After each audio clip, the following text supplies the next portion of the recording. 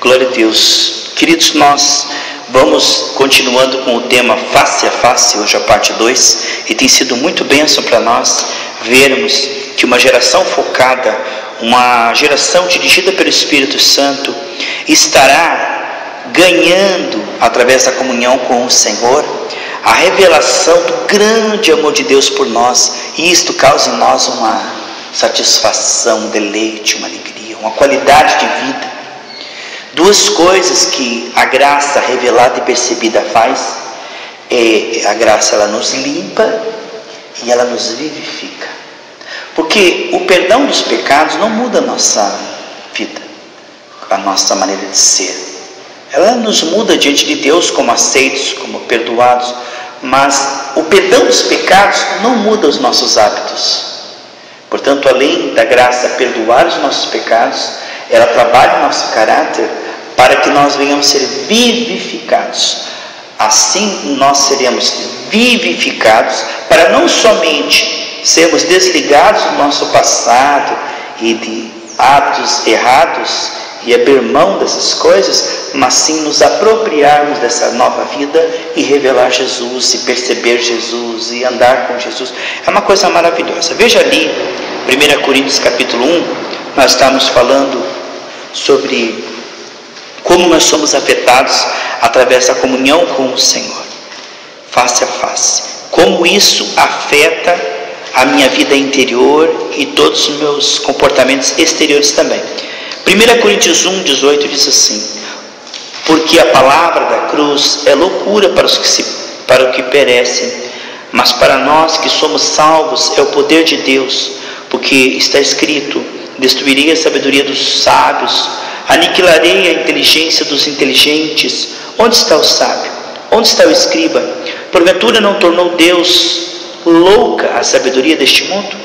Visto como na sabedoria de Deus o mundo não conheceu a Deus pela sua sabedoria, aprove a Deus salvar os crentes pela loucura da pregação. Porque os judeus pedem sinal, os gregos buscam sabedoria, mas nós pregamos a Cristo crucificado, que é escândalo para os judeus e loucura para os gregos.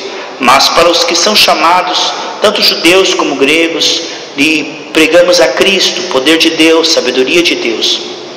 Porque a loucura de Deus é mais sábia do que os homens, e a fraqueza de Deus é mais forte do que os homens. Queridos, o que nós vemos é que o homem, por causa da queda, ele chama bom de mal e mal de bem, de bom. Há uma espécie de influência maligna. O homem está neste mundo, a menos que seja salvo pela graça de Deus, numa esfera de confusão mental e espiritual. O mundo jaz no maligno. O Deus desse século cegou o entendimento dos incrédulos, de maneira que o que nós vemos, que somente através da nossa comunhão com o Senhor e com a igreja local, com a comunhão com os santos também, é que nós vamos vendo descortinado novamente a pessoa de Deus, e vamos ganhando novamente essa lucidez que foi perdida por Adão. Então os homens hoje são incapazes de perceber o que é bom. Eles não sabem, eles não são sábios para o bem. Então eles estão presos numa esfera de ignorância e até loucura espiritual. E não há maneira de nós aprendermos de fato, senão de forma relacional. Não basta aprender de forma intelectual, isso não nos livrará. É preciso ir além da letra e nos relacionarmos espiritualmente com o autor, porque a palavra, ela nos convida a um relacionamento. Nós vemos lá em João 5, 39 e 40 que Jesus diz: vocês leem a Bíblia, mas param no estudo. O estudo tem uma utilidade, mas vocês param no estudo, sendo que a Bíblia chama vocês a um relacionamento comigo. E ele diz no 40: vocês não vêm a mim para terem vida.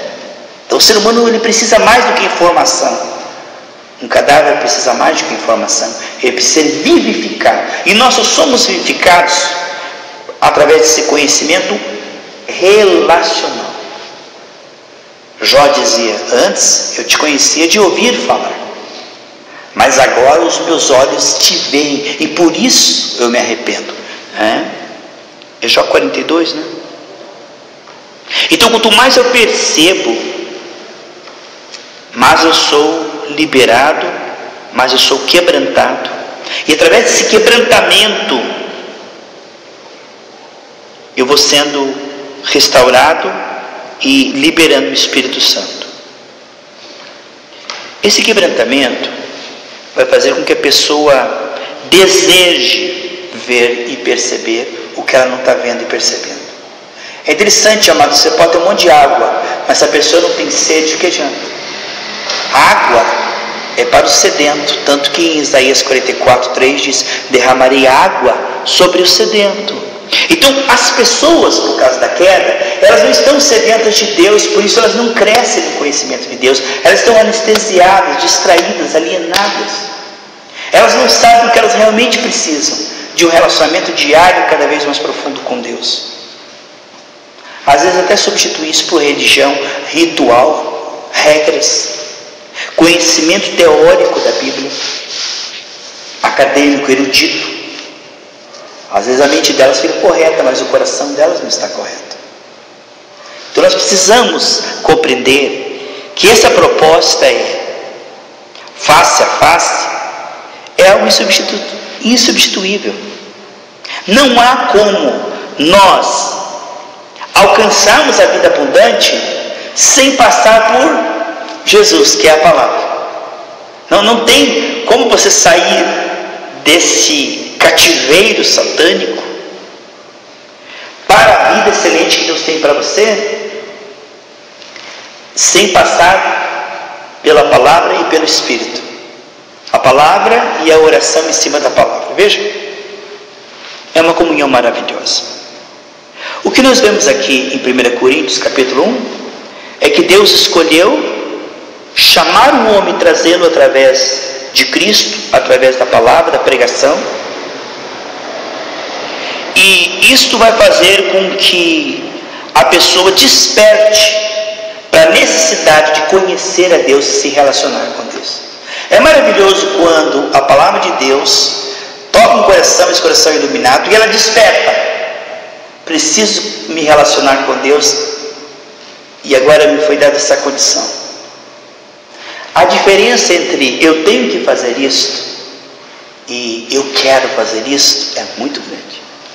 Porque eu tenho que fazer isto é como algo que me é obrigatório, porque eu tenho que lavar essa louça, eu tenho que passar essa roupa, é algo que você faz porque é necessário fazer, mas não está embutido em nenhum prazer, nenhuma surpresa agradável. Agora, quando você para de passar a roupa e vai fazer algo que você realmente gosta, então você vai para um lugar assim, aí você, agora eu vou fazer o que eu realmente quero, eu vou parar de fazer o que eu tenho que fazer para fazer o que eu realmente quero. E Jesus, ele constantemente usava essa palavra. E Jesus retirava-se para estar a sós com o Pai. Então ele diz assim: eu tenho que curar enfermos, eu tenho que libertar os cativos, eu tenho que ser... Mas quando ele podia, ele dizia: agora eu vou fazer algo que eu realmente gosto e tenho prazer, estar a sós com o Pai. A diferença entre o que eu tenho que fazer, eu tenho que ir na igreja, tenho que ir no culto, tenho que ler a Bíblia, tenho que jejuar, me foi concedido o poder para, e foi despertado em mim, foi vivificado no interior, e agora eu posso, e isso é um altíssimo privilégio do qual eu não abro mão. Agora o que eu quero mesmo é estar com o Senhor em oração. Quando isso acontece, é um milagre, porque isso não está no homem caído. O homem caído, ele ora porque ele tem que orar, porque ele precisa de uma bênção, porque ele tem medo do inferno, ou porque Deus pode ficar irado com ele. Mas quando o homem é realmente liberto, através da palavra, ele é vivificado e cai a ficha, ele descobre que esses momentos a sós com o Pai é o maior privilégio que ele tem na sua vida, e que isso é a sua maior diversão.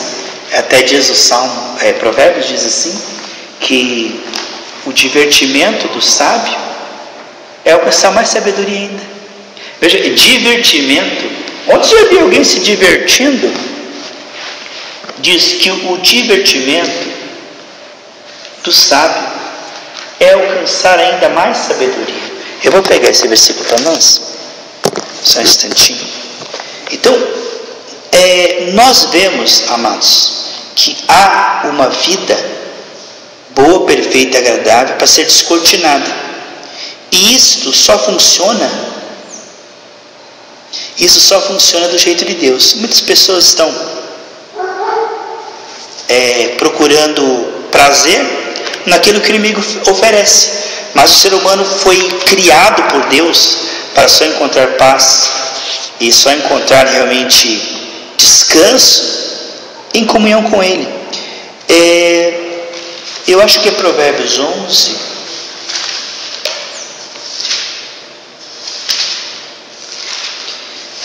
Eu já encontro aqui.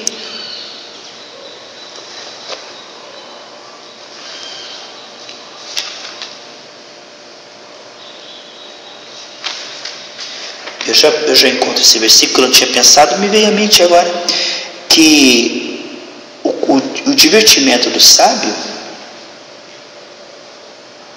é o conhecimento do Senhor, não conhecimento apenas intelectual, não conhecimento apenas acadêmico.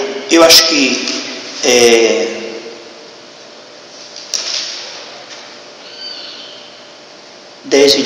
né? Provérbios 10, 23. Então, que o divertimento do sábio é ter mais sabedoria. Provérbios 10, 23, né? Queridos, nós estávamos ali em 1 Coríntios 1, né? Eu queria que você abrisse também a sua Bíblia.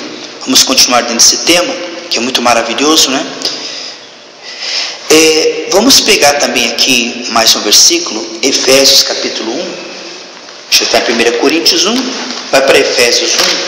Eu quero ler alguns versículos aqui que falam a mesma coisa que nós estamos falando aqui. Efésios 1, 16. Não cesso de dar graças a Deus, Efésios 1, 16. Não cesso de dar graças a Deus por vós, lembrando-me de vós nas minhas orações, para que o Deus de nosso Senhor Jesus Cristo, o Pai da Glória, vos dê em seu conhecimento o espírito de sabedoria e de revelação, tendo iluminado os olhos do vosso entendimento, para que saibais qual seja a esperança da sua vocação e quais as riquezas da glória da sua herança dos santos, qual a sobreexcelente grandeza do seu poder sobre nós que cremos, segundo a operação da força do seu poder, que manifestou em Cristo, ressuscitando dentre os mortos e pondo à sua direita nos céus, acima de todo principado e poder e potestade e domínio e de todo nome que se nomeia, não só neste século, mas também no vindouro. Então, quando o homem tem os olhos iluminados, quando o homem é vivificado, limpo pelo sangue, ele é vivificado, quando a palavra alcança o homem, esse poder que tirou Jesus do túmulo entra em ação na vida de uma pessoa, os olhos dela é iluminado. Ali diz, ela não é apenas perdoada, os olhos do entendimento dela são iluminados. E quando os olhos da pessoa, o entendimento dela é iluminado, ela começa a encontrar o rumo, o norte. Por isso que fala Deus norteado, né? Perdeu o norte. O norte. A vida dela fica norteada, ela passa a ser reta. Sabe por que ela passa a ser reta? Porque ela começa a desejar conhecer cada vez mais a Deus. Isto é uma pessoa que foi vivificada. Somente uma pessoa que foi vivificada através do Evangelho, ela desperta para esse interesse de conhecer cada vez mais a Deus, através da palavra, da oração, da comunhão com Deus e com os santos. Então o que nós vemos, amados, é que quando Adão morreu espiritualmente, ele não estava ali na viração do dia mais tendo saudades de Deus. Então a morte espiritual é essa ausência de interesse por Deus. Quando nós vemos a religião dizendo, pegue seu envelope e vem aqui, faça uma campanha, a prosperidade, a bênção da cura, e as pessoas vão ali apenas por benefícios, que quem for curado um dia vai morrer, quem tiver dinheiro um dia não vai levar no caixão. Quer dizer, são tudo coisas assim secundárias. Quando você coloca isso no centro, morte na panela, você não está gerando um povo interessado por Deus, mas apenas em um povo interessado em resultados desse relacionamento. Para aqui, para agora. São os mais miseráveis dos homens que a Bíblia chama. Quando uma religião não desperta na pessoa o interesse por Deus, mas só em ter mais resultados disso, nós vemos aí que não é algo de Deus. Porque o verdadeiro Evangelho nos levará a despertar, a acordar para essa preciosidade que é Deus quer se revelar a mim cada vez mais. Isso é um privilégio, é a melhor parte da herança, sabe? É ter uma comunhão cada vez mais profunda com Deus. É óbvio que disso advirá a fé, e da fé advirá uma vida abençoada, não tenha dúvida, mas tudo no seu devido lugar, não é verdade, amados? O reino de Deus em primeiro lugar. Então, quanto mais eu sou iluminado, mais eu encontro o que eu preciso encontrar. Sabe o que as pessoas não entendem, amados? Elas precisam encontrar Deus, a percepção de Deus no nível mais profundo.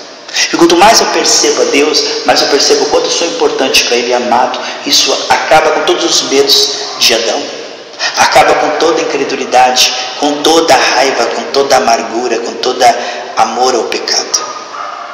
Então, quando a pessoa ela é iluminada e ela desperta, e ela acorda do sono da morte de Satanás, ela descobre o que ela realmente precisa achar, e aí ela começa a crescer naquilo que ela precisa crescer, e tudo começa a acompanhar, tudo começa a crescer junto. Ela encontrou o caminho, ela encontrou o que ela realmente precisava. Ela pensava que ela precisava de dinheiro, mas o que ela precisava era de Deus, porque aquele que tem Deus tem o favor de Deus e tem fé, e a bênção correr atrás dele. Provérbios 13, 15 diz assim, queridos. Provérbios 13, 15. Esse cachorro está um pouco desesperado, né? Ele não para de latir. Provérbios 13, 15 diz assim: o bom entendimento favorece, mas o caminho dos prevaricadores é áspero. O caminho daqueles que prevaricam, que escolhem outro caminho, que são cegados por Satanás, não é uma vida boa. Aqueles que se afastam de Deus parece que uma urucubaca, que tudo é errado. Aqui dizendo que o caminho que o Satanás coloca as pessoas que não percebem a Deus é um caminho áspero. Jesus veio para nos dar a vida abundante, mas eles vivem o pior dessa terra. Qualidade de humor, qualidade de sono, qualidade de alimentação, sistema nervoso, tudo vai mal, tio.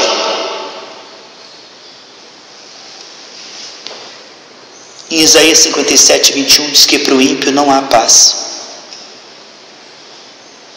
Provérbios 14, 6 diz assim: o escarnecedor busca sabedoria e não acha nenhuma. Para o prudente, porém, o conhecimento é fácil. Olha o que nós estamos vendo. Só a graça limpa e ilumina, e aí a pessoa entende. O homem não pode entender isto. Isso está encoberto pelas trevas. Viu que Paulo disse que ele orava para que os olhos do entendimento do coração fossem iluminados? A graça vem e limpa o coração. A lente do coração estava embaçada pelo pecado. Não diz lá em Isaías 59 que o pecado cria uma cortina, uma nuvem que não deixa nós percebermos o amor de Deus, que a mão dele está estendida, que ele nos ama e faz com que Adão tenha medo e se esconda de Deus? O pecado é como um veneno da serpente que entra em nós e nos dá uma interpretação louca. Sabe a pessoa que foi mordida por uma serpente? Ela começa a ver, o dragão está me mordendo. Ela começa a ter alucinações. Assim, a pessoa que ela está na esfera do pecado, ela vê as coisas como o diabo mostra. Ela vê Deus como desinteressante, a Bíblia como chato, a oração como farto, como obrigação. Ela não consegue ver aquilo como prazeroso, porque ela está morta em seus delitos e pecados. E para a igreja é um castigo. Entende? Quando aquilo ali vai ser uma operação da graça para ela ser cada vez mais feliz. Porque Jesus diz assim: eu quero que vocês orem para que vocês alcancem uma alegria completa. Deus quer nos levar à satisfação. Deus quer nos levar a uma vida prazerosa. Cada dia vai ser uma aventura, embora com fardos, perseguições, a nossa carne, mas com tudo isso com paz, com alegria que o mundo não pode tirar. Há uma vida excelente, escondida no conhecimento de Deus. E quanto mais você conhece a Deus, mais a sabedoria aumenta, mais a qualidade de vida aumenta. Tudo acompanha a tua percepção de Deus. Então há excelência escondida aí. O que nós vemos então? Que só a graça limpa e ilumina e capacita o homem a entender a verdade. Que a verdade é que o nosso relacionamento com Deus não é pesado, não é chato, não é monótono, não é aquilo que tolhe e obriga você e escraviza você. Não, o nosso relacionamento com Deus nos liberta da escravidão da carne, dos sentimentos baixos, nos liberta das obras do maligno, nos liberta para sermos livres. Jesus disse: seu filho eu vos libertar, verdadeiramente sereis livres. É uma vida nova que nós ainda não experimentamos. Ser sedento é perceber que Jesus na cruz conquistou para nós uma vida muito maior e melhor do que a que temos experimentado até agora. Nós agradecemos a Deus por tudo que Ele tem feito, mas há muito mais nos esperando. E isso é descortinado gradativamente. Veja 2 Pedro, que diz que isso é descortinado gradativamente.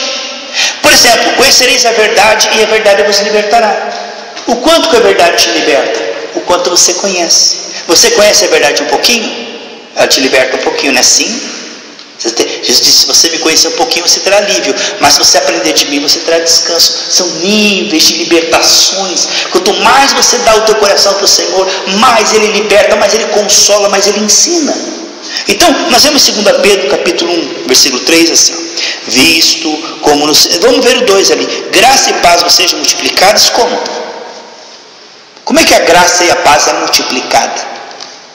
Pelo conhecimento de Deus e nosso Senhor Jesus Cristo. Veja, olha aqui, 2 Pedro 1,3. Visto como o seu divino poder nos deu tudo o que diz respeito à vida, à piedade, pelo conhecimento. Então, o que isto é descortinado? Gradativamente. Pelo conhecimento. Eu não estou falando do conhecimento erudito, intelectual. Eu estou falando do conhecimento relacional. Aquele que vem de você se relacionar, conversar, andar, desabafar, confessar os seus pecados para Ele. É aqui que eu estou falando que você vai crescer. É aqui que vai ser destravado. É aqui que você vai deslanchar. Pelo relacionamento. E você sabe, grandes partes de muitos pontos aí não incentivam o cristão a progredir em relacionamento com o Senhor. Isso é um filão escondido. A melhor parte da herança é escondido. A maioria das pregações não leva os santos à maturidade, a crescer e aprofundar o seu relacionamento com o Senhor. Isso não está no tópico.